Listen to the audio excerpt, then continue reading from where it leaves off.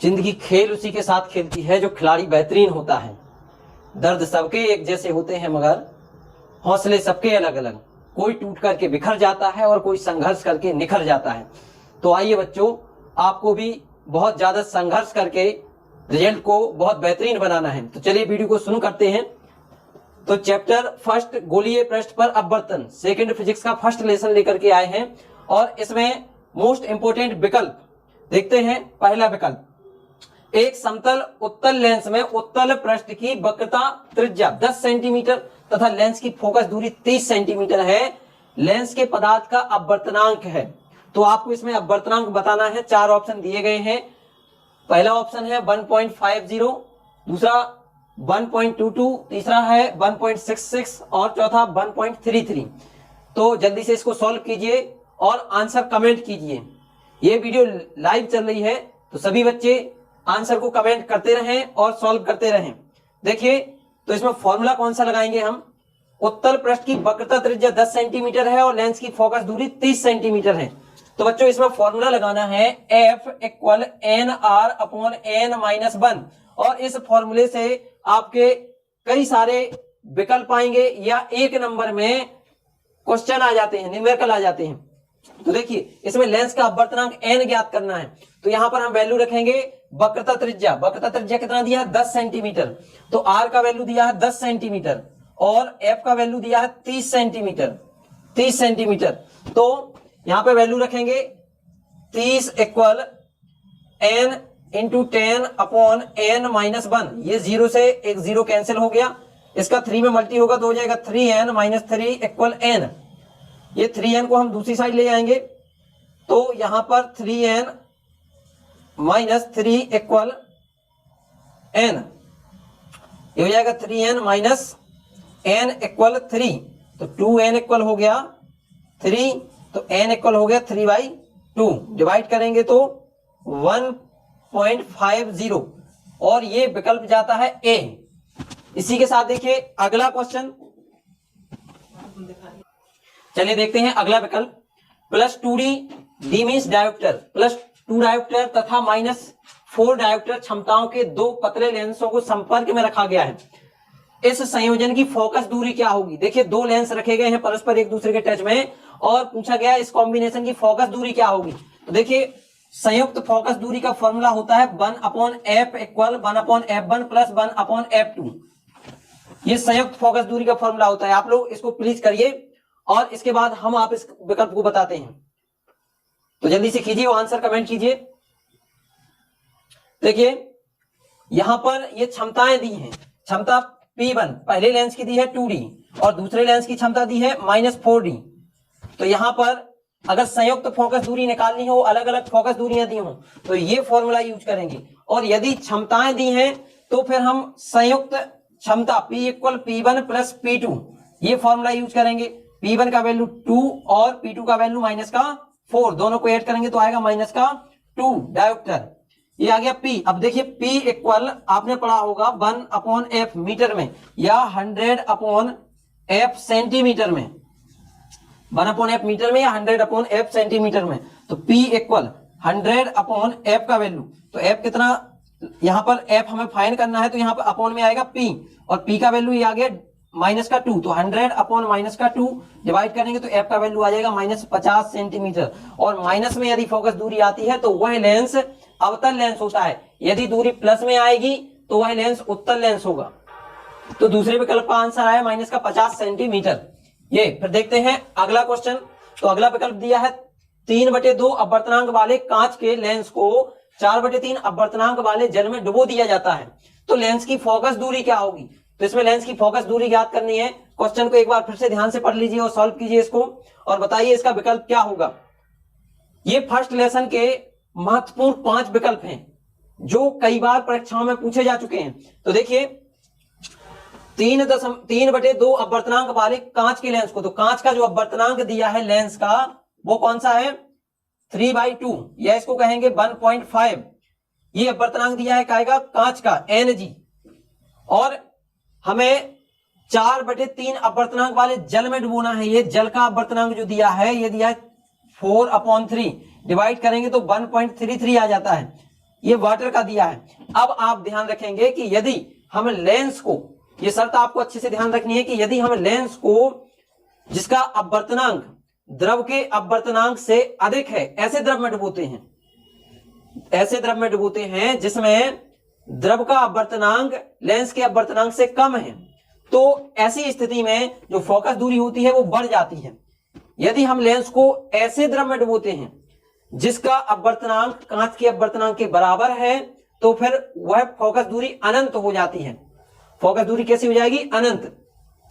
इसी तरह का एक और विकल्प पूछ लिया जाता है और उसमें कंडीशन रहती है कि यदि अपवर्तनांक, कांच का अपवर्तनांक, कौन से कांच का? लेंस बना हुआ है उस कांच का अपवर्तनांक द्रव, जिस द्रव में हम डुबो रहे हैं उस द्रव से कम है, तब क्या होगा? तब लेंस की प्रकृति ही बदल जाती है, अर्थात जो उत्तल लेंस होता है वो अवतल लेंस में बदल जाता है और जो अवतल लेंस होता है वो उत्तल लेंस में बदल जाता है। तो यहां पर आपको ध्यान रखना है कि फोकस दूरी बढ़ जाएगी। अब चलते हैं अगले क्वेश्चन पर, और अगला क्वेश्चन है कांच अपवर्तनांक दिया है 1.5 के एक समान उत्तल लेंस की फोकस दूरी f है, इसके वक्र पृष्ठ की वक्रता त्रिज्या क्या होगी?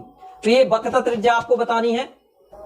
तो ये सेम पहले विकल्प की तरह है, इसमें वही फॉर्मूला यूज होना है, F equal N R upon N minus 1। अब यहां पर देखिए n का जो वैल्यू है वो कितना दिया है? n equal 1.5। इसमें वैल्यू पुट कीजिए तो ये हो जाएगा F equal 1.5 R upon 1.5 minus 1। F equal 1.5 R और ये लेस करेंगे तो बचेगा 0.5, पॉइंट से पॉइंट कैंसिल, 5 से डिवाइड किया तो F इक्वल आ गया 3 आर। F equal 3 are. तो यहां पर पूछा गया वक्रता त्रिज्या क्या होगी, तो R हमको फाइंड करना है, तो R इक्वल हो जाएगा F अपॉन 3, F अपॉन 3। तो R इक्वल आया F अपॉन 3। यहां पर ध्यान दीजिए बच्चों, ये विकल्प गलत छप गया है, यहां F अपॉन 3 था, तो ये पहला विकल्प जो है ये सही है इसका। अब देखिए अगला क्वेश्चन, अगला क्वेश्चन, एक समतल उत्तल लेंस में उत्तल पृष्ठ की वक्रता त्रिज्या 15 सेंटीमीटर, उत्तल पृष्ठ की वक्रता त्रिज्या 15 सेंटीमीटर और लेंस की फोकस दूरी 30 सेंटीमीटर है। तो लेंस के पदार्थ का अपवर्तनांक है, इसमें अपवर्तनांक ज्ञात करना है। सॉल्व कीजिए इसको, जल्दी से बच्चों सॉल्व कीजिए और आंसर कमेंट कीजिए, और जल्दी स्पीड में कीजिए, फास्ट, वेरी फास्ट। तो आइए देखिए इसको किस तरह से करना है, और जिनके आंसर आ गए हैं वो कमेंट करते रहिए। इसमें वक्रता त्रिज्या दी है उत्तल पृष्ठ की। अब देखिए समतल उत्तल लेंस है, मतलब एक पृष्ठ इसका समतल है और दूसरा उत्तल है, तो इसमें इसकी वक्रता त्रिज्या दी उत्तल पृष्ठ की। अब देखिए समतल आगे है वो उत्तल पीछे है, समतल उत्तल में समतल आगे उत्तल पीछे, तो R2 बराबर दिया है 15 सेंटीमीटर और R1 बराबर बच्चों हो जाएगा इनफाइनाइट। क्यों हो जाएगा? क्योंकि समतल पृष्ठ की वक्रता त्रिज्या अनंत होती है, इनफाइनाइट होती है। अब लेंस की फोकस दूरी दे रखी है 30 सेंटीमीटर, लेंस के पदार्थ का अपवर्तनांक निकालना है, तो अपवर्तनांक का फॉर्मूला देखिए वही फॉर्मूला यूज होना है जो अभी हाल हम कर रहे थे, F equal N R upon N minus 1। देखिए आप लोगों ने अगर इस तरह के सवाल लगाए होंगे तो आप लोगों को आपके टीचर ने पढ़ाया होगा कि इसमें 1 upon F equal N minus 1 upon R, ये फॉर्मूला यूज करना है, ठीक है। तो अब यहां पर यदि अपवर्तनांक देखिए यहाँ n है तो यहां पर n आ जाता है n, तो यहाँ F इक्वल कितना हो जाएगा? N R upon N minus 1। तो फॉर्मूले में मान रखिए F का वैल्यू कितना रखना है? 30 सेंटीमीटर बराबर n का वैल्यू फाइंड करना है अपॉन n माइनस 1 और इंटू में r का वैल्यू फोकस दूरी हमने रख दी है वक्रता त्रिज्या 15, यहाँ 15 रख दिया, 15 से कट जाएगा 2 बार, 2 का इसमें गुणा होगा तो हो जाएगा 2n माइनस 2 इक्वल n। अब पक्षांतर करके सॉल्व कीजिए तो हो जाएगा 2n माइनस n इक्वल 2, तो n इक्वल आ जाएगा 2।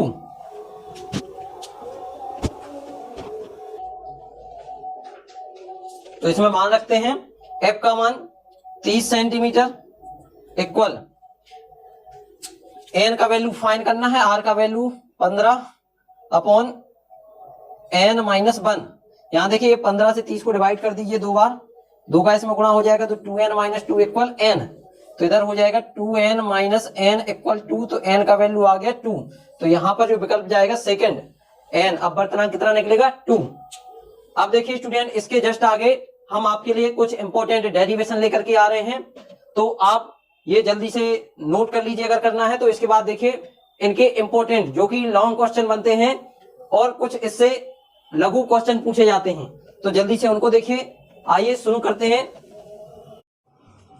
तो अब देखते हैं इसका न्यूमेरिकल पोर्शन, तो किस तरह के न्यूमेरिकल आते हैं। देखिए एक पहला न्यूमेरिकल हमने बोर्ड पर दे दिया है। क्वेश्चन है, एक पारदर्शी कांच के गोले की त्रिज्या 6 सेंटीमीटर है। गोले के केंद्र से 3 सेंटीमीटर की दूरी पर वायु का एक बुलबुला है। कांच का अपवर्तनांक 1.5 है, तो बुलबुले के निकट वाले पृष्ठ से देखने पर बुलबुला कितनी दूरी पर दिखाई देता है।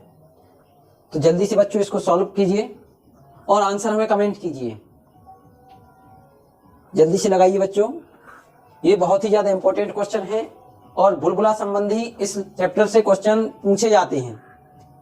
गोले पृष्ठ पर अपवर्तन वाले लेसन से किसी कांच के गोले के अंदर वायु का बुलबुला, इस तरह के क्वेश्चन पूछे जाते हैं। तो आइए देखते हैं इसको किस तरह से सॉल्व करना है। एक पारदर्शी कांच का गोला है जिसकी त्रिज्या 6 सेंटीमीटर है। देखिए बच्चों, एक ये गोला ले लिया हमने, इसकी त्रिज्या कितनी है 6 सेंटीमीटर है। अब इसके केंद्र से 3 सेंटीमीटर की दूरी पर, देखो केंद्र यहां होगा और केंद्र से 3 सेंटीमीटर की दूरी पर यहां पर, ये हमने केंद्र मान लिया C और यहां 3 सेंटीमीटर की ये दूरी, यहां पर एक वायु का बुलबुला जो कि वस्तु का काम करेगा, इसे हमने O मान लिया। वायु का एक बुलबुला है, कांच का अपवर्तनांक 1.5 है। अपवर्तनांक दिया है n बराबर 1.5। तो बुलबुले के निकट वाले पृष्ठ से देखने पर, अब देखिए बुलबुला का निकट, एक तो देखो एक पृष्ठ ये है और दूसरा पृष्ठ इस तरफ है, इस तरफ से बुलबुले की दूरी अधिक होगी और इस पृष्ठ से बुलबुले की दूरी कम होगी। तो यहां से देखने पर कितनी दूरी पर दिखाई पड़ेगा या दिखाई देगा, तो हमें क्या ज्ञात करना है, प्रतिबिंब। कहां दिखाई पड़ेगा प्रतिबिंब, तो देखिए पहले इसका किरण आरेख खींचते हैं। एक तो C से जाने वाली प्रकाश की किरण होगी जो कि मार्ग में विचलित हुए बिना सीधी निकल जाएगी। ये नियम आपने पढ़ा होगा कि प्रकाशिक केंद्र से होकर के जाने वाली प्रकाश की किरण अपने मार्ग में कहीं विचलित नहीं होती है या वक्रता केंद्र से। तो यहाँ पर वायु का जो बुलबुला है ये 3 सेंटीमीटर की दूरी पर कहाँ रखा हुआ है, केंद्र से, और ये जो गोला है ये क्या है, कांच का। तो यहाँ पर ये वक्रता केंद्र से जाने वाली प्रकाश की किरण भी अपने मार्ग में कहीं विचलित नहीं होती है। अब वस्तु से जो प्रकाश की किरण जाएगी ये आपतन बिंदु पर, तो अब देखिए ये कांच है और कांच से कहां जा रही है, वायु में, तो ब्रल से सघन में जा रही, तो अविलंब से दूर हटेगी। अब जो दूर हटी हुई प्रकाश की किरण है इसको नीचे की ओर डॉट डॉट डॉट करके ले आएंगे, तो ये मुख अक्ष को यहाँ काटेगी I पर, यहाँ वस्तु का प्रतिबिंब बनेगा। तो हमें इसमें I का वैल्यू फाइंड करना है। अब देखिए दोस्तों, ये जो पहला माध्यम है जिससे प्रकाश की किरण जा रही है ये कांच है और कांच में अपवर्तनांक n1 इक्वल कितना रखना है, 1.5। वायु के लिए अपवर्तनांक होता है 1, तो यहाँ ध्यान रखना है n2 बराबर 1 और n1 इक्वल 1.5। ये हमें फॉर्मूले में वैल्यू रखनी है। और कितनी दूरी पर दिखाई दे रही है, तो दूरी याद करनी। तो गोलीय पृष्ठ का जो फॉर्मूला होता है वो होता है n2 upon v minus n1 upon u equal n2 minus n1 upon r। इस फॉर्मूले में मान रखते हैं, देखिए n2 का मान रखना है 1 अपॉन v हमें फाइंड करना है, n1 का मान 1.5 अपॉन u का मान। कितनी दूरी पर वस्तु है, तो देखिए पूरी दूरी 6 सेंटीमीटर, तो इधर से इधर तक की दूरी भी कितनी हो जाएगी, वस्तु की दूरी 3 सेंटीमीटर इक्वल n2 का वैल्यू रखेंगे 1 माइनस n1 का वैल्यू 1.5 अपॉन r का वैल्यू रखना है 6। अब देखिए इसमें हमें साइन देखना है, चिन्ह। तो यहाँ पर देखिए पृष्ठ के दाईं ओर वाले सभी चिन्ह धनात्मक लिए जाते हैं, तो यहाँ r भी पॉजिटिव लेना है और u का मान भी पॉजिटिव लेना है। अब देखिए आगे सॉल्व करते हैं, तो 1 अपॉन v इक्वल, ये दूसरी साइड जाएगा और यहाँ पर इसमें से लेस करेंगे तो बचेगा माइनस का 0.5 अपॉन 6, और ये इस साइड जाएगा तो हो जाएगा प्लस का 1.5 अपॉन 3। 1 अपॉन v इक्वल, इसको एलसीएम लेके सॉल्व करेंगे तो ये आएगा माइनस का 0.5 प्लस इसका मल्टी हो जाएगा तो हो जाएगा इधर 3, और 3 में से 0.5 को लेस करेंगे तो ये आ जाएगा 2.5 upon 6। Then v equal 6 upon 2.5 point हटाया, ऊपर 0 आ गया, 5 से डिवाइड करो तो यहाँ आएगा 5, यहाँ आएगा 12, तो v इक्वल आगे और डिवाइड करेंगे तो 2.8 तो ये जो दूरी आ रही है ये कितनी आएगी 2.8 सेंटीमीटर। 2.8 सेंटीमीटर की दूरी पर प्रतिबिंब दिखाई देगा अर्थात प्रतिबिंब बनेगा। चलिए अगला क्वेश्चन देखते हैं। तो जल्दी से स्क्रीन पर अगला क्वेश्चन। कांच, अब बर्तनांक दिया है 1.5 के 4 सेंटीमीटर व्यास के एक ठोस गोले के भीतर वायु का बुलबुला गोले के पृष्ठ से व्यास के अंदर से देखने पर 1 सेंटीमीटर की दूरी पर दिखाई देता है। गोले के भीतर बुलबुले की वास्तविक स्थिति ज्ञात कीजिए। तो जल्दी से बच्चों डायग्राम बनाइए इसका, क्योंकि इसमें डायग्राम बहुत जरूरी है। आपने अगर चित्र सही बनाया तो आंसर ऑटोमेटिकली सही आएगा। तो चित्र बनाइए जल्दी से और फिर जल्दी से इसे सॉल्व कीजिए। चित्र बनाइए जल्दी से। चित्र बन गया? ठीक है, तो इसको सॉल्व कीजिए। चलिए देखिए, एक कांच का गोला जिसका व्यास कितना है 4 सेंटीमीटर। 4 सेंटीमीटर, तो यहां पर ये इसकी त्रिज्या कितनी हो जाएगी 2 सेंटीमीटर, जो कि होगी क्या वक्रता त्रिज्या। वक्रता त्रिज्या हो जाएगी 2 सेंटीमीटर। अब इसके भीतर वायु का एक बुलबुला पृष्ठ के अनुदेश इधर से देखने पर 1 सेंटीमीटर की दूरी पर दिखाई दे रहा है। यहाँ पे ये हमने बिंदु मान लिया O, और ये दूरी कितनी है 1 सेंटीमीटर। 1 सेंटीमीटर पर दिखाई दे रहा है।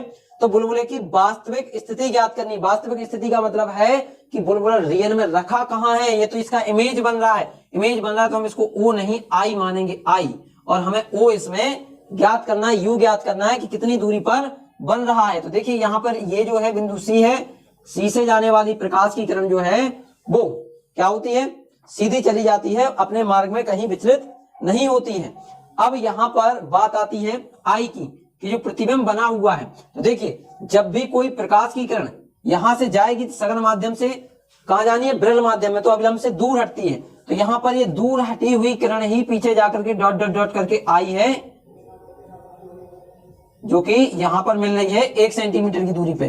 तो रियल में इमेज जो रहेगी वो यहां पर होगी। तो यहाँ O की स्थिति हमें ज्ञात करनी है, क्योंकि ये यहां से जाने वाली जो प्रकाश की किरण थी ये विरल से सघन से विरल माध्यम में गई, तो अविलंब से दूर हट गई। दूर हटने वाली किरण को हमने पीछे बढ़ाया तो मुख्य अक्ष पर ये I पर मिली, जहां वस्तु का प्रतिबिंब बना, और ये दूरी है कितनी 1 सेंटीमीटर। तो अब सभी वैल्यू नोट कर लेते हैं। देखिए ये कांच है और कांच का अपवर्तनांक N1 बराबर, क्योंकि ये पहला माध्यम इसी से जा रही है वस्तु से प्रकाश की किरण, तो N1 इक्वल 1.5 और N2 वायु में जा रही, तो इसके लिए इसका मान 1। अब यहां रखेंगे N2 upon V minus N1 upon U equal N2 minus N1 upon R। इसमें वैल्यू पुट कीजिए। N2 का वैल्यू कितना है 1 अपॉन V, प्रतिबिंब कितनी दूरी पर बन रहा है 1 सेंटीमीटर पर, माइनस N1 कितना है 1.5 अपॉन U का वैल्यू हमें फाइंड करना है, इक्वल N2 का वैल्यू 1 माइनस N2 का वैल्यू 1.5 अपॉन R का वैल्यू। तो देखिए R का वैल्यू निकाला था हमने 2 सेंटीमीटर। अब हमें इनके चिन्ह भी रखने हैं। तो U देखो, ये U तो हमें जो निकालना है तो उसका चिन्ह रखेंगे नहीं। V, तो देखिए V दाईं ओर है और R भी दाईं ओर है, तो ये दोनों ही कैसे होंगे पॉजिटिव। अब हम इस 1/1 का पक्षांतर कर लेंगे तो हो जाएगा -1.5/U बराबर, इसमें से इसको घटाएंगे तो 0.5/2 माइनस का 1, पॉइंट हटाया, यहां हो गया 20, 5 से डिवाइड करो 1 4 minus 1.5 upon U equal 1 upon 4 minus 1। इसको जब सॉल्व करेंगे तो आएगा 1.5 अपॉन U इक्वल माइनस का 3 अपॉन 4। अब देखिए ये माइनस से माइनस कैंसिल हो जाएगा, इससे ये 2 बार डिवाइड होगा और 2 से ये हो जाएगा 2 बार डिवाइड, तो 1 अपॉन U इक्वल 1 अपॉन 2, तो U इक्वल आ जाएगा 2 सेंटीमीटर। तो ये आती है वस्तु की स्थिति 2 सेंटीमीटर।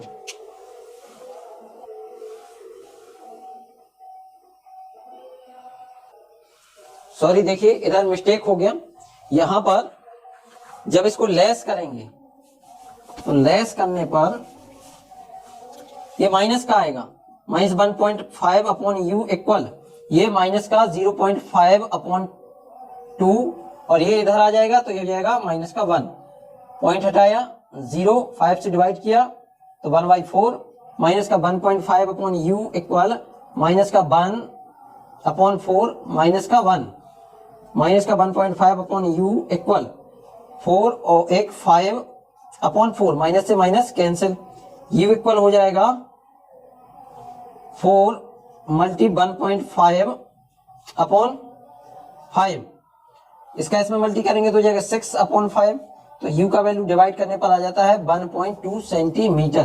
तो ये आता है वस्तु की दूरी। तो तीसरा क्वेश्चन आपकी स्क्रीन पर आ गया है। देखिए, एक उत्तल लेंस के प्रत्येक वक्रतल की वक्रता त्रिज्या 20 सेंटीमीटर है। इसके पदार्थ का अपवर्तनांक 3/2 है। निम्न के मान ज्ञात कीजिए। नंबर 1 इसकी फोकस दूरी। नंबर 2 यदि लेंस को चित्र अनुसार AB तल के अंदर काट दिया जाए तो नए बने प्रत्येक लेंस की फोकस दूरी क्या होगी। तीसरा प्रश्न है यदि लेंस को चित्रानुसार CD के अनुदिश काट दिया जाए तो नए बने प्रत्येक लेंस की फोकस दूरी क्या होगी। तो इसमें 3 क्वेश्चन आपको सॉल्व करने हैं।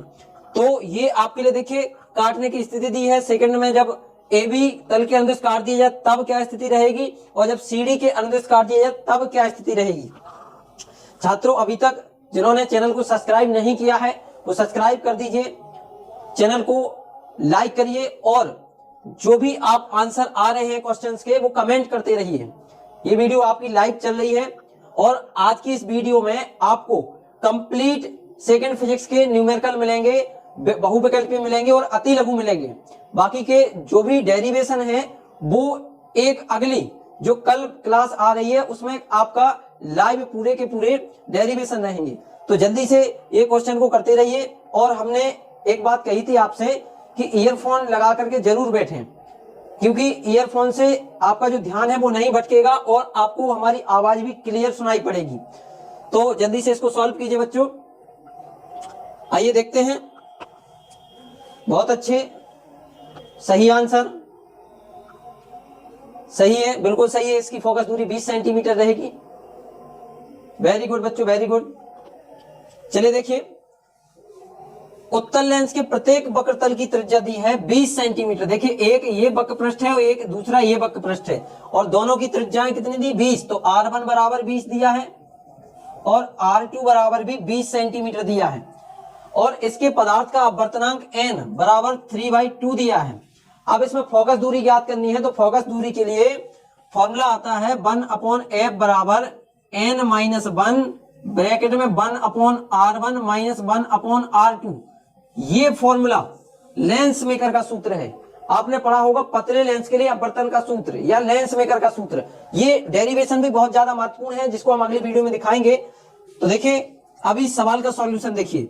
1/f इक्वल n का वैल्यू दिया 3/2 माइनस 1, यहां पे रखेंगे 1/R1, R1 का वैल्यू कितना 20 माइनस 1/R2 का वैल्यू 20। अब साथ में देखिए चिन्ह रखने हैं। तो R1 ये पहला पृष्ठ है, पहले पृष्ठ की वक्रता त्रिज्या दाईं ओर होगी इसलिए पॉजिटिव रखी जाएगी। दूसरा जो पृष्ठ है उसकी वक्रता त्रिज्या बाईं ओर होगी इसलिए नेगेटिव रखी जाएगी। तो इसको रखना है नेगेटिव। तो 1/f इक्वल, इसको सॉल्व करेंगे तो बचेगा 1/2 इंटू ये हो जाएगा 1/20 और माइनस माइनस प्लस 1/20।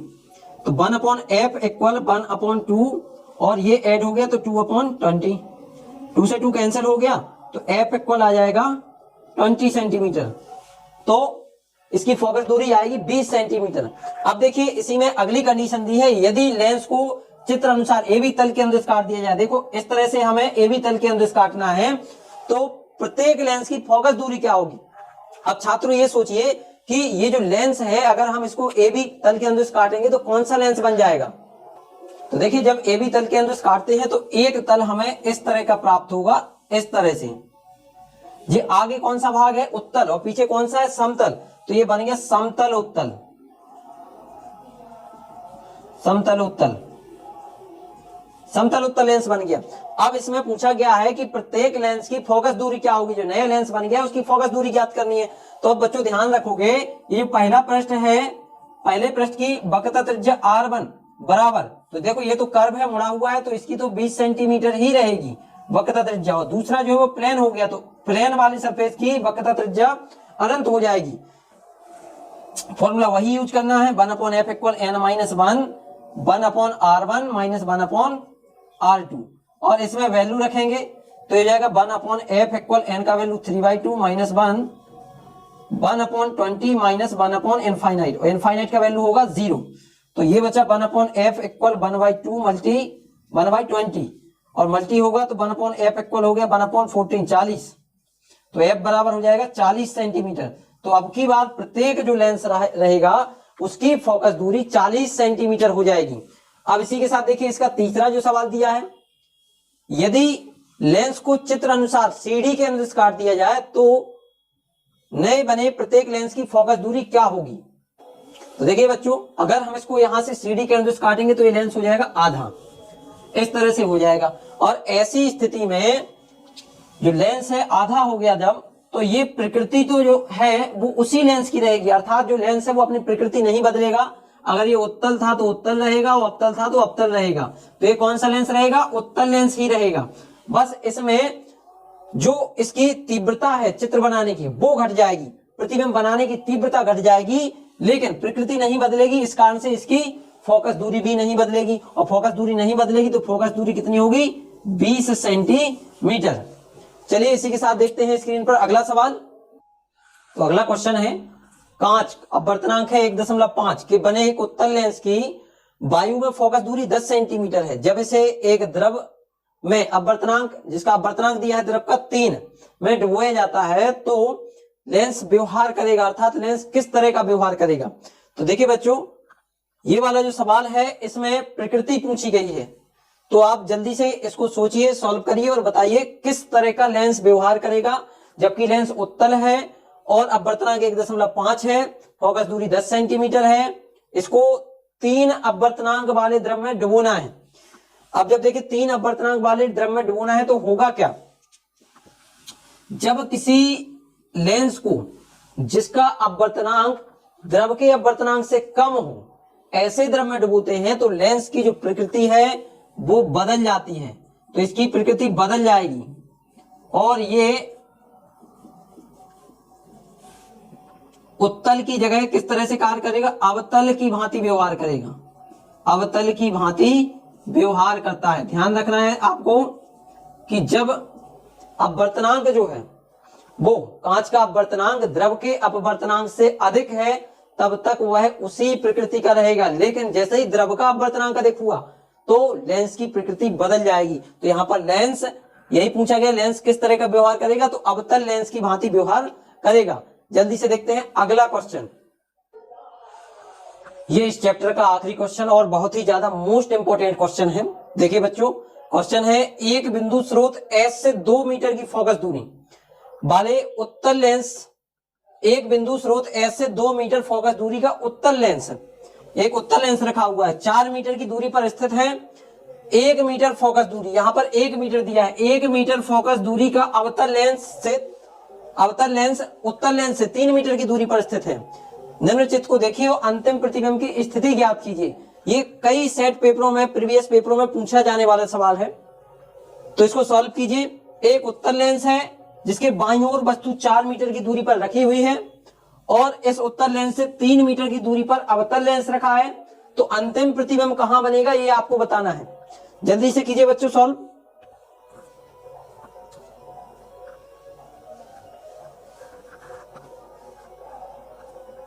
देखिए किस तरह से इसको सॉल्व करना है।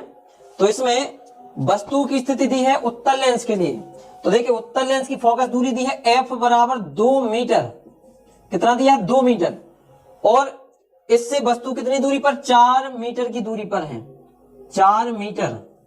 अब यहां ध्यान देना है कि जो वस्तु है वो बाईं तरफ है, इसलिए यहां u जो रखेंगे हम वो माइनस में रखेंगे। तो यहां से v की स्थिति ज्ञात करते हैं, तो 1/f इक्वल फॉर्मूला लगाएंगे 1/v माइनस 1/u।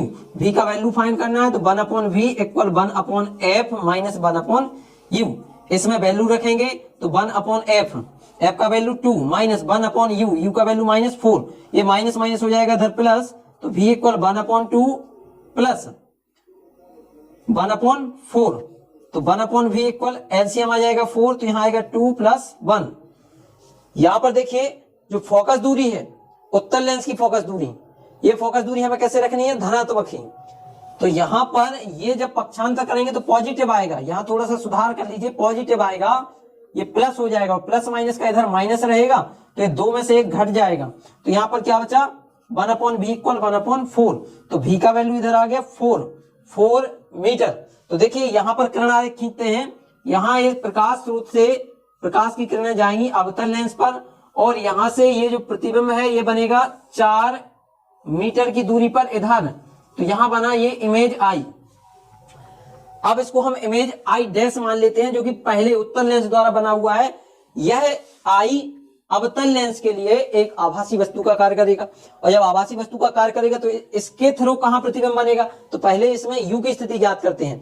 देखिए इधर से लेकर के ये दूरी पूरी कितनी है, 4 मीटर है, और ये लेंस, दोनों लेंसों के बीच की दूरी 3 मीटर है। तो इधर वस्तु की दूरी कितनी हो जाएगी, 1 मीटर। तो उत्तल लेंस के लिए वस्तु की दूरी कितनी रखनी है बच्चों, 1 मीटर। तो फिर से हम यहां पर ये किया था हमने उत्तल लेंस के लिए, उत्तल लेंस के लिए। अब करेंगे किसके लिए, अवतल लेंस के लिए। अंतिम कौन बना रहा, अवतल लेंस।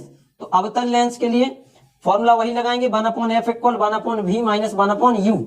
v का वैल्यू ज्ञात करना है, तो 1/v equal 1/f plus 1/u। अब इसमें हमें मान रखना है। तो देखिए यहाँ पर अवतल लेंस की फोकस दूरी, तो फोकस दूरी कितनी दी है अवतल लेंस की, 1 मीटर। तो यहाँ f का मान लिख लेंगे हम 1 मीटर। f इक्वल अवतल लेंस के लिए कितना है, 1 मीटर, और u का मान कितना है, प्लस 1 मीटर u का भी मान है। तो इधर रखेंगे 1/v इक्वल 1/1 प्लस 1/1। तो हो जाएगा 1/v इक्वल 2/1। तो v इक्वल हो जाएगा 1/2, और 1/2 से थोड़ा ध्यान दीजिए बच्चों, यहां मिस्टेक होने जा रहा है कुछ। अवतल लेंस है तो अवतल लेंस की फोकस दूरी ऋणात्मक होती है, यहां माइनस लेना है। तो यहां पर f का वैल्यू जो माइनस रखेंगे, तो माइनस रखने पर क्या हो जाएगा, यहां पर माइनस रखने पर देखिए फोकस दूरी नेगेटिव रखनी है, तो माइनस रखने पर वैल्यू क्या बन जाएगा, 0। तो v इक्वल हो जाएगा 1/0। तो v इक्वल आएगा इनफाइनाइट, मींस क्या है, प्रतिबिंब अनंत पर बनेगा। तो इधर देखिए ये जो प्रतिबिंब है, यहां से प्रकाश की जो किरणें हैं वो मुड़ जाएंगी, बेंड हो जाएंगी, और यहां से जो प्रतिबिंब है वो यहां अनंत पे बनेगा, इनफाइनाइट पे। तो इस तरह से ये क्वेश्चन सॉल्व करना था। अब चलते हैं हम जस्ट अगले चैप्टर पर, प्रिज्म द्वारा प्रकाश का अपवर्तन, और इसके देखेंगे अति लघु, बहुविकल्पीय और सवाल। तो देखते हैं चैप्टर 2। कभी भी हौसला मत खोना ऐ मुसाफिर चलने वाले, क्या पता तेरी मंजिल तेरे हौसले का ही इंतजार कर रही हो। तो बच्चों आप लोग मेहनत से लगे रहिए, और अपने माँ बाप का जो सपना है उसके लिए जी जान एक कर दीजिए। यही समय है, यही सही समय है जिसमें आप अपने पेरेंट्स के लिए, अपने गार्जियंस के लिए, माता पिता के लिए कुछ करके दिखा सकते हैं। तो अब सेकंड चैप्टर में हम आपके लिए लेकर के आए हैं मोस्ट इंपोर्टेंट बहुविकल्पीय, जो बार बार यूपी बोर्ड परीक्षा में पूछे गए हैं। देखिए पहला विकल्प है, यदि किसी प्रिज्म के लिए अपवर्तनांक 1.5 तथा प्रिज्म कोण 10 है तो न्यूनतम विचलन कोण क्या होगा। न्यूनतम विचलन कोण आपको बताना है। इसमें क्या होगा, देखिए हमने पहले से ही इस पे आंसर पे टिक कर दिया है, 5 अंश। किस तरह से आएगा ये देखिए, किसी प्रिज्म के लिए अपवर्तनांक n का वैल्यू दिया है 1.5 और प्रिज्म कोण है 10 अंश, a का मान 10 अंश। अब देखिए न्यूनतम विचलन कोण होता है डेल m इक्वल a(n-1). ये फॉर्मूला आपको लर्न कर लेना है, और इसमें वैल्यू रखेंगे, डेल m ज्ञात करना है, a का मान 10, n का मान 1.5 माइनस 1। तो डेल m बराबर बन जाता है 10 गुणा 0.5, तो ये आ गया 5 अंश। और आगे के क्वेश्चन देखिए, आप लोग भी आंसर पढ़िए और कमेंट कीजिए। देखिए बच्चों अगला क्वेश्चन, 60 अंश प्रिज्म कोण वाले प्रिज्म पर जब कोई प्रकाश की किरण 50 अंश पर आपतित होती है तो न्यूनतम विचलन कोण क्या होगा। यह भी इसी तरह का क्वेश्चन है, इसमें भी न्यूनतम विचलन कोण ज्ञात करना है। तीसरा प्रश्न, बैगनी रंग, बहुत बढ़िया, इसका बैगनी रंग ही आएगा। हाँ 4 का भी बैगनी रंग है।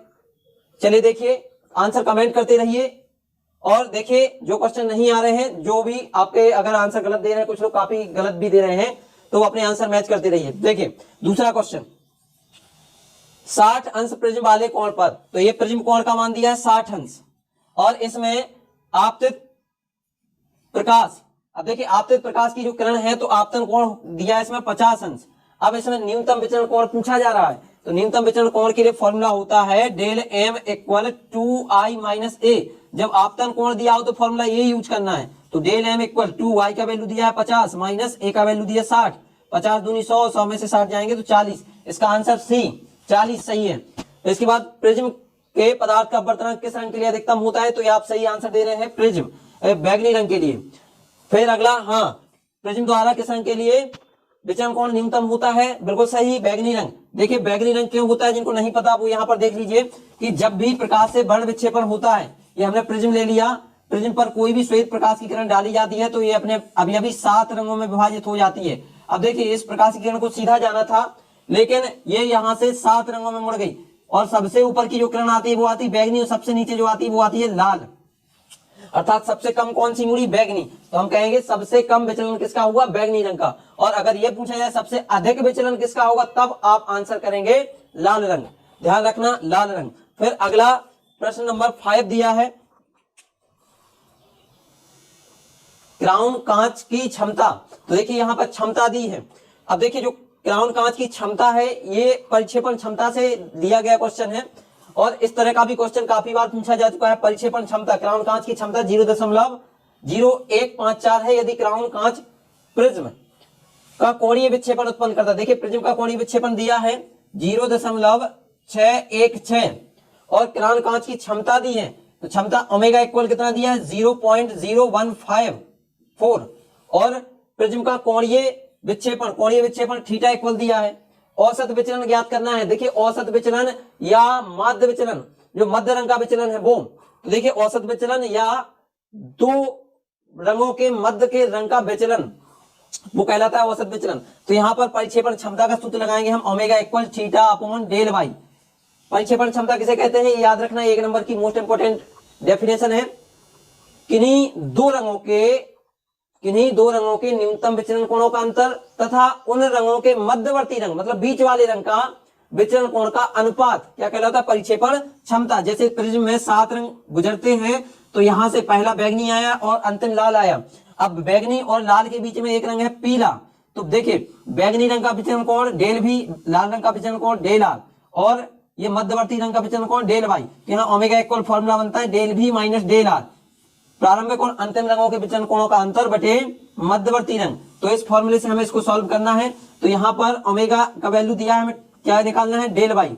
डेल वाई इक्वल हो जाएगा थीटा अपॉन ओमेगा। थीटा का वैल्यू रखते हैं 0.616 अपॉन 0.014154। इसको इससे डिवाइड करेंगे तो ये आ जाएगा 40। तो यहाँ पर इसका जो आंसर बनेगा वो बी 40 सही है। फिर इसके बाद अगले विकल्प देखिए बच्चों, प्रश्न नंबर 6, अपवर्तन की घटना में कौन सी राशि अपरिवर्तित रहेगी? तो ये क्वेश्चन आपको ध्यान रखना है कि अपवर्तन की घटना में प्रकाश की आवृत्ति अपरिवर्तित रहती है। देखिए इसमें तरंग दैर्ध्य, प्रकाश की तरंग दैर्ध्य ये होती है, एक स्प्रिंग नुमा होती है। अब जब भी प्रकाश की जो तरंग दैर्ध्य है, अगर प्रकाश एक माध्यम से दूसरे माध्यम में जाएगा तो ये यहाँ से देखिए प्रेशर पड़ता है तो ये छोटी हो जाएगी, सिकुड़ जाएगी, अर्थात तरंग दैर्ध्य जो है, तरंग की जो लंबाई है वो बदल जाती है। तरंग की चाल, जब भी कोई प्रकाश की किरण विरल माध्यम से सघन माध्यम में या सघन माध्यम से विरल माध्यम में जाएगी तो उसकी चाल भी बदल जाती है। जैसे कि कोई व्यक्ति वायु में दौड़ रहा है और उसको पानी में दौड़ने के लिए कहा जाए तो वो उतनी स्पीड से नहीं दौड़ सकता क्योंकि माध्यम बदल गया, ठीक है। तो चाल भी इसमें से परिवर्तित हो जाती है। प्रकाश की तीव्रता भी बदल जाती है। जब सघन माध्यम से विरल माध्यम में जाती है तो अगर लाइट जो प्रकाश है वो अधिक है तो अधिक मात्रा से कम मात्रा में जाता है। और जो आवृत्ति है ये नहीं बदलती। आवृत्ति मतलब होता है तरंग की संख्या, तो तरंग की संख्या जो है इसमें अपरिवर्तित रहती है। अगला क्वेश्चन है, कांच तथा जल के अपवर्तनांक वायु के सापेक्ष क्रमशः 3/2 तथा 4/3 है। कांच का अपवर्तनांक जल के सापेक्ष होगा। तो यहां पर देखिए बच्चों, वायु के सापेक्ष दिया है कांच का मतलब AnW, और वायु के सापेक्ष दिया है काय का? जल का। कांच का दिया है गिलास ANG, और जल का दिया है AnW। तो ANG कितना दिया? 3/2, और AnW दिया है 4/3। हमें क्या ज्ञात करना है? कांच का जल के सापेक्ष अपवर्तनांक। कांच का अपवर्तनांक जो है जल के सापेक्ष ज्ञात करना है। तो जल के सापेक्ष, W के सापेक्ष कांच का, तो हो जाएगा Ng अपॉन NW। यहाँ वैल्यू रखेंगे Ng का, और Ng का वैल्यू 3/2 अपॉन NW का वैल्यू 4/3। 3, अंदर अंदर मल्टी बाहर बाहर हो जाएगा 9/8। तो इसका सही आंसर है 9/8। अगला क्वेश्चन है, वायु में उड़ती एक चिड़िया को जल, अब बर्तनांक दिया जल का 4/3 के भीतर तैरती मछली जल के पृष्ठ से 30 सेंटीमीटर की दूरी पर प्रतीत होती है, मछली की वास्तविक गहराई ज्ञात कीजिए। तो इसमें मछली की वास्तविक गहराई आपको ज्ञात करनी है। ये कैसा क्वेश्चन है? देखिए बच्चों, इस तरह के भी क्वेश्चन पूछे जाते हैं। कुछ क्वेश्चन ऐसे हैं कि घुमा फिरा के पूछ ले जाते हैं एनसीईआरटी पैटर्न में। तो इसमें भी एक ये इस तरह का क्वेश्चन आया है, और ये आपका जो टॉपिक है आवासीय गहराई उससे है। तो देखिए इसका फॉर्मूला क्या है, वायु में उड़ती हुई चिड़िया और जल का बर्तनांक दिया है उड़ती हुई चिड़िया के लिए जो देख रही है जल के लिए, n बराबर 4/3 किसका, W का, और पृष्ठ से दूरी भी दी है, मतलब गहराई दी है। ये गहराई कौन सी है, आभासी, जो कि उसे प्रतीत हो रही है। आभासी गहराई कितनी है, 30 सेंटीमीटर। अब हमें क्या ज्ञात करना है कि वास्तविक गहराई क्या है। तो वास्तविक गहराई का फॉर्मूला होता है, वास्तविक गहराई इक्वल n इंटू आभासी गहराई, अब बर्तनांक इंटू आभासी गहराई। तो अब बताइए जल्दी से स्टूडेंट, इसका मान कितना हो जाएगा। n का मान रखेंगे 4/3 इंटू 30, ये कट जाएगा 10, और यहां मल्टी होगा तो 40, 40। इसका सही आंसर आ जाएगा 40। फिर देखिए अगला क्वेश्चन है, यदि किसी माध्यम में निर्वात में पूर्ण आंतरिक परावर्तन के लिए क्रांतिक कोण 30 अंश है, तो माध्यम में प्रकाश का वेग बताना है। अब देखिए माध्यम में प्रकाश का वेग, तो इसके लिए फॉर्मूला होता है v इक्वल c/n। इसी से ये आ जाएगा प्रकाश की चाल c 3 × 10⁸ बटे n। अब देखिए यहाँ पर n का वैल्यू नहीं दिया है, तो n का वैल्यू हम यहाँ से ज्ञात कर लेंगे, किससे, क्रांतिक कोण से। sin c इक्वल 1/n, तब n इक्वल हो जाएगा कितना, sin 1/sin c। तो इधर से मान निकालिए, n इक्वल हो जाएगा 1/sin c की जगह रखना 30 अंश, sin 30 का मान 1/2, तो 1/2 रखने पे n का मान आ गया 2। तो इधर n का मान रख देंगे 2, इससे ये डिवाइड कर देंगे तो आ जाएगा 1.5 इंटू 10⁸ मीटर पर सेकेंड। तो देखिए अगर यही प्रकाश की किरण वायु में चल रही थी तो 3 × 10⁸ मीटर प्रति सेकंड से चल रही थी, और वही प्रकाश अगर किस में जाता है, किसी n अपवर्तनांक वाले माध्यम में, तो फिर क्या हो जाती है, उसकी चाल घट जाती है। यदि वो जो माध्यम का अपवर्तनांक है वो अधिक हो तो चाल घटेगी, ये ध्यान रखने आपको। इसी के साथ चलते हैं अब इस चैप्टर के मोस्ट इंपोर्टेंट न्यूमेरिकल जो कि बार बार पूछे गए हैं, और कम से कम 5-6 न्यूमेरिकल इस चैप्टर के करवाएंगे। इसके बाद देखते हैं अगला चैप्टर। तो चलिए न्यूमेरिकल। बच्चों आपको हार नहीं मानना है, पेपर तो देखिए बहुत ही इजी आएगा। आप भले ही सोचें कि हमने कुछ नहीं पढ़ाया, हमने सब कुछ पढ़ लिया, हमें तैयार नहीं हो रहा है, तो पेपर के लिए बिल्कुल टेंशन नहीं लीजिए, पेपर बहुत ही इजी आएगा। अब आप केवल जो हम पढ़ा रहे हैं उसको ध्यानपूर्वक पढ़ते जाइए।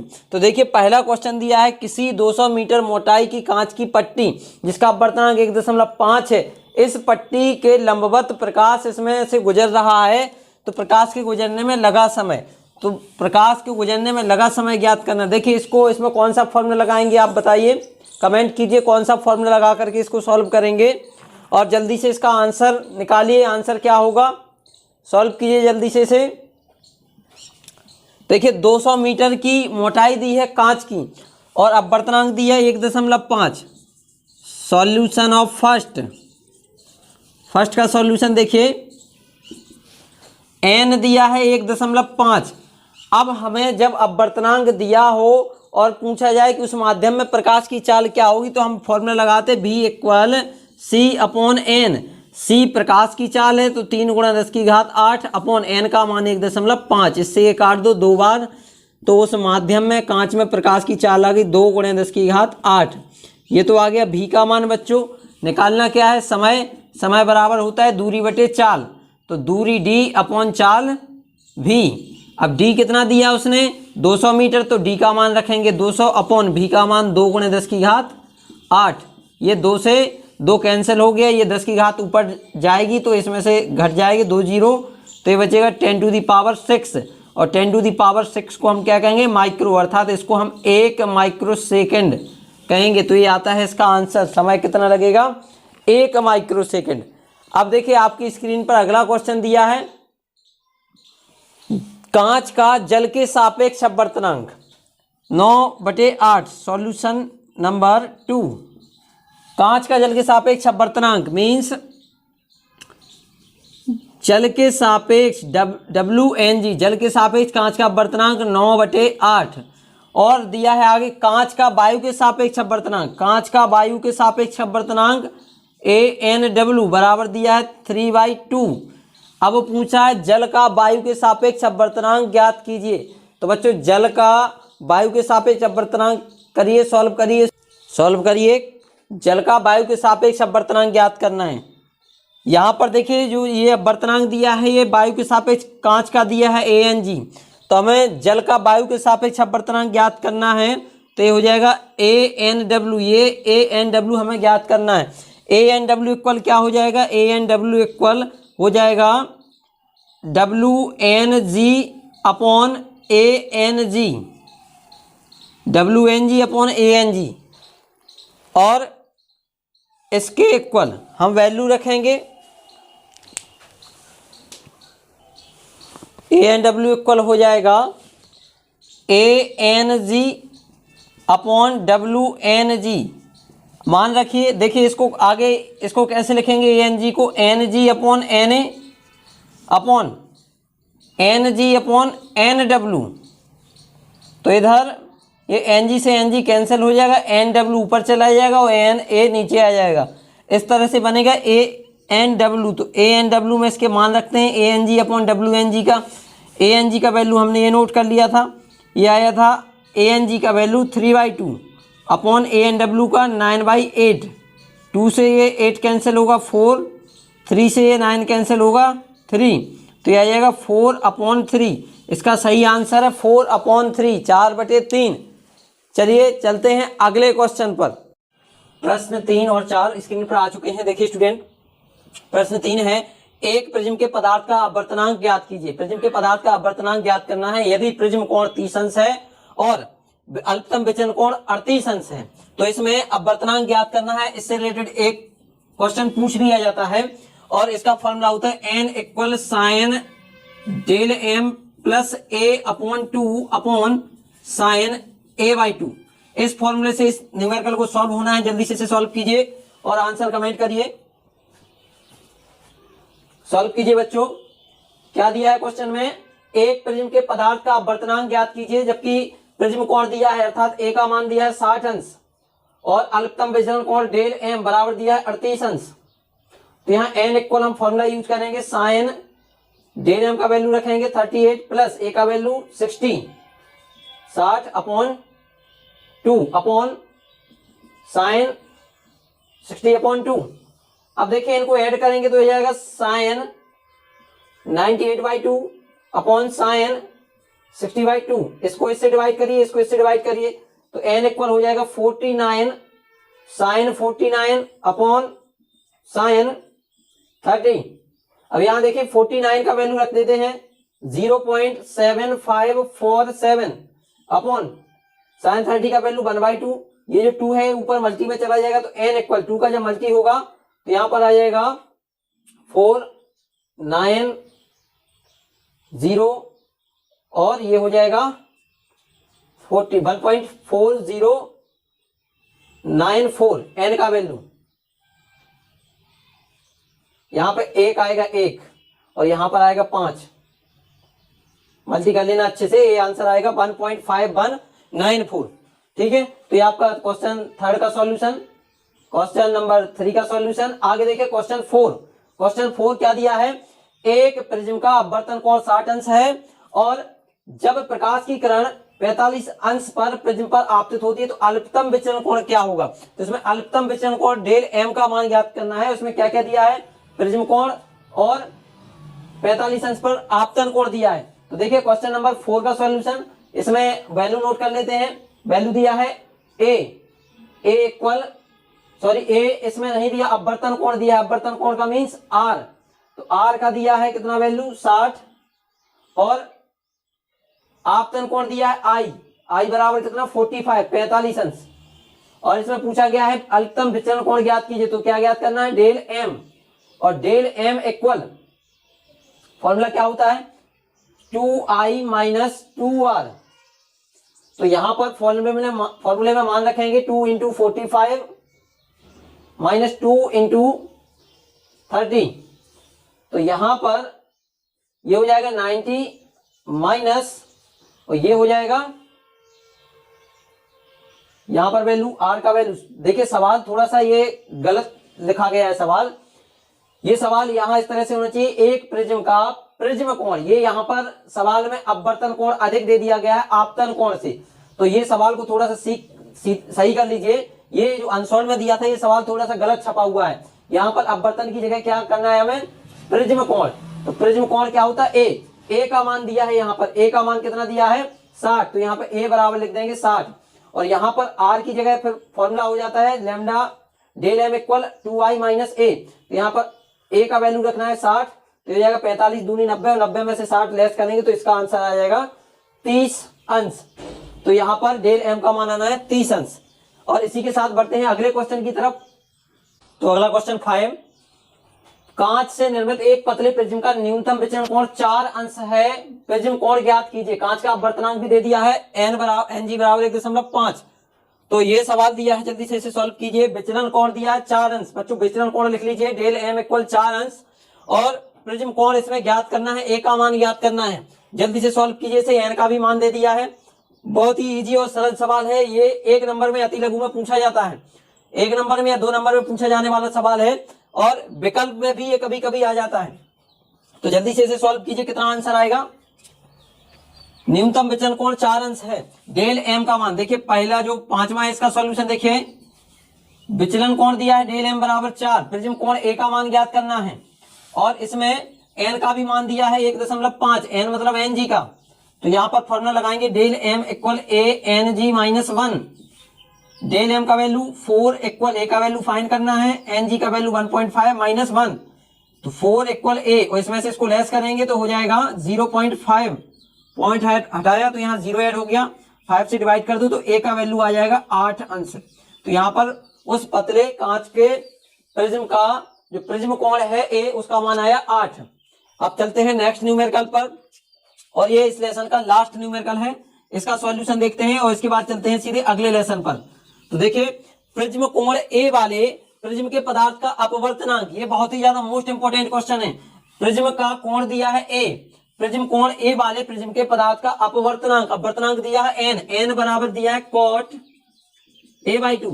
न्यूनतम विचलन कोण कितना होगा ये पूछा जा रहा है। देखिए फॉर्मूला वही यूज करना है हमें, N equal sine del M plus a/2 upon sine a/2, ठीक है। अब इसमें एन अपवर्तनांक कितना दिया कॉट ए, तो यहाँ एन की जगह क्या रखेंगे, cot a/2 equal sine del M plus a/2 upon sine a/2। Cot को चेंज कर देंगे तो cos a/2 upon sine a/2 equal del M plus a, यहां पे लिखना है sine del M plus a/2 upon sine a/2। तो ये देखिए सेम सेम है, कैंसिल हो गया, कॉस को चेंज करेंगे साइन में तो लिखेंगे साइन π/2 माइनस a/2 इक्वल ये हो जाएगा sign del M plus a/2। अब देखो ये वैल्यू सेम आ गई, इसको आगे सॉल्व करेंगे, इधर देख लेते हैं।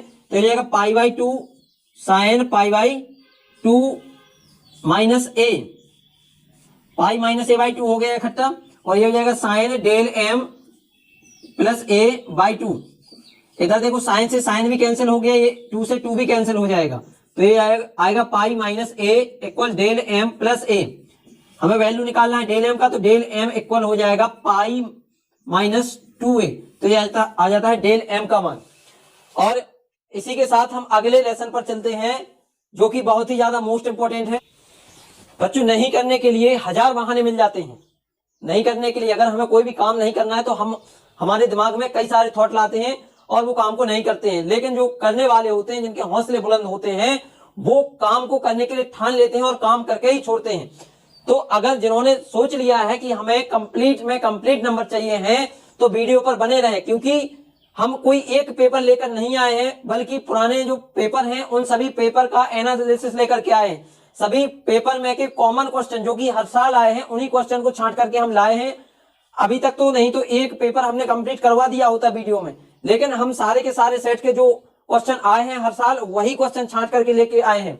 तो एक सेट से अच्छा है आप पूरा कंप्लीट सेट एक साथ हो जाए तो बहुत बेहतर रहेगा। इसलिए जो हम ये आपको वीडियो लेके आए हैं इस पर बने रहें, और ये लाइव चल रही है तो आप इसको बिल्कुल भी ना छोड़ें। तो स्टूडेंट बने रहिए। तो थर्ड लेसन आ चुका है स्क्रीन पर, देखिए बच्चों। पहला प्रश्न दिया है, निम्न में से किसकी व्याख्या तरंग सिद्धांत द्वारा नहीं की जा सकती है? वह कौन सी घटना है जिसकी व्याख्या तरंग सिद्धांत द्वारा नहीं कर सकते हैं? तो इसमें व्यतिकरण, विवर्तन और ध्रुवण ऐसी प्रॉपर्टी हैं जिनकी व्याख्या तरंग सिद्धांत द्वारा की जा सकती है, जबकि प्रकाश विद्युत प्रभाव ऐसी घटना है जिसकी व्याख्या कणीय प्रकृति द्वारा की जाती है। तो इसका सही आंसर है प्रकाश विद्युत प्रभाव। इसी क्वेश्चन को दूसरे टाइप से भी पूछ लिया जाता है, वह कौन सी घटना है जिसकी व्याख्या कणीय प्रकृति, वह कौन सी घटना है जिसकी व्याख्या कणीय प्रकृति से की जाती है? तो वह प्रकाश विद्युत प्रभाव। अगला प्रश्न, हाइगेंस के अनुसार प्रकाश तरंगें होती हैं। बताइए बच्चों, हाइगेंस के अनुसार प्रकाश तरंगें किस प्रकार की होती हैं? अनुदैर्ध्य होती हैं, अनुप्रस्थ होती हैं, अप्रगामी होती हैं, किस तरह की होती हैं? तो इसका सही आंसर है यांत्रिक अनुदैर्ध्य तरंगें। इसके बाद देखिए जस्ट लाइक अगला क्वेश्चन है जो कि तरंग दैर्ध्य से संबंधित है। ये मोस्ट इंपोर्टेंट क्वेश्चन है बेटा, इसको अच्छे से सॉल्व कीजिए और बताइए इसका आंसर कितना आएगा। वायु में तरंग दैर्ध्य दी है एक वर्णीय प्रकाश की 4000 एंगस्ट्रॉम, तो लैम्डा का मान दिया है 4000, और एन अपवर्तनांक वाले कांच में प्रवेश करती है, एन का मान दिया है 4/3। तो सॉरी जल में प्रवेश करती है, तो जल में इसकी तरंग दैर्ध्य क्या होगी? तो लैम्डा डब्ल्यू का मान निकालना है, लैम्डा डब्ल्यू, और लैम्डा डब्ल्यू इक्वल फॉर्मूला होता है लैम्डा अपॉन एन।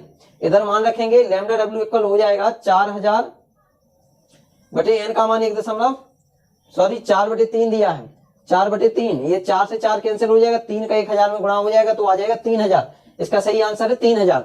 इसके बाद चलते हैं बच्चों अगले विकल्प पर। अगला विकल्प है, यदि जल में प्रकाश की चाल भी तथा तरंग दैर्ध्य लैम्डा डब्ल्यू है तो इसमें आपको सही सूत्र बताना है कि जो सही संबंध है भी और लैम्डा डब्ल्यू का वो कौन सा है। तो इसका देखिए सही संबंध है भी इक्वल न्यू लैम्डा, भी इक्वल न्यू लैम्डा, ये इसका सही आंसर है। इसके बाद अगला क्वेश्चन दिया है 5 × 10⁴ हर्ट्ज आवृत्ति का प्रकाश। तो यहाँ पर फ्रीक्वेंसी दे रखी है उसने, फ्रीक्वेंसी न्यू से प्रदर्शित करते हैं, कितना दिया है 5 × 10⁴ हर्ट्ज, और आगे उसने दिया है अपवर्तनांक 1.5, एन का वैल्यू कितना दिया है 1.5 वाले माध्यम में चल रही है, तो प्रकाश की तरंग दैर्ध्य क्या होगी? तो इसमें लैम्डा का मान निकालना है, प्रकाश की तरंग दैर्ध्य क्या होगी? तो पहले हमें इसमें निकालेंगे चाल, और चाल इक्वल फॉर्मूला क्या होता है? तो देखिए प्रकाश की चाल निकालना है v इक्वल c/n, उस माध्यम में प्रकाश की चाल कितनी हो जाएगी? तो यहाँ मान रखेंगे 3 × 10⁸ c का मान अपॉन n का मान 1.5, ये इसको काट देंगे तो आ जाएगा 2 × 10⁸। ये तो आ गया जल में प्रकाश की चाल। अब निकालना क्या है हमें? लैम्डा डब्ल्यू का मान, तो लैम्डा डब्ल्यू इक्वल हो जाएगा v/न्यू, v का मान 2 × 10⁸ है, और न्यू का मान, तो फ्रीक्वेंसी दे रखी है उसने क्वेश्चन में 5 × 10⁴, तो यहाँ 5 से भाग देंगे तो ये आ जाएगा 0.4, और गुणा जी घात ऊपर ले जाएंगे तो 10 की घात बचेगी 4, 10 की घात 4। अब देखिए आगे इसको लिखेंगे हम एंगस्ट्रॉम में। तो एंगस्ट्रॉम में किस तरह से लिखना है? सॉरी बच्चों, माय मिस्टेक, थोड़ा सा यहाँ गलती हुआ कि यहाँ जो घात है 14 रखनी थी, 14, तो यहाँ पर 14 रखेंगे, 14 घात रखेंगे, और जब ये ऊपर जाएगा तो 8 में से घट जाएगा 14, तो कितना बचेगा 6, घात बची 6। अब 6 के बाद देखिए 4 के बाद हम यहाँ 0 और ऐड करके 3 0 ऐड कर दिए, एक अंक पर दशमलव खिसका दिया, तो यहाँ 4 घात और ऐड हो जाएंगी, तो ये 10 की घात -10 बन जाएगा, और 10 की घात 10 को हम कहते हैं एंगस्ट्रॉम। एक एंगस्ट्रॉम बराबर 10 की घात -10 मीटर, तो यहाँ इसका सही आंसर हो जाएगा 4000 एंगस्ट्रॉम। इसी के साथ अब इस लेसन के मोस्ट इंपोर्टेंट क्वेश्चन जो आते हैं उस पर चलते हैं।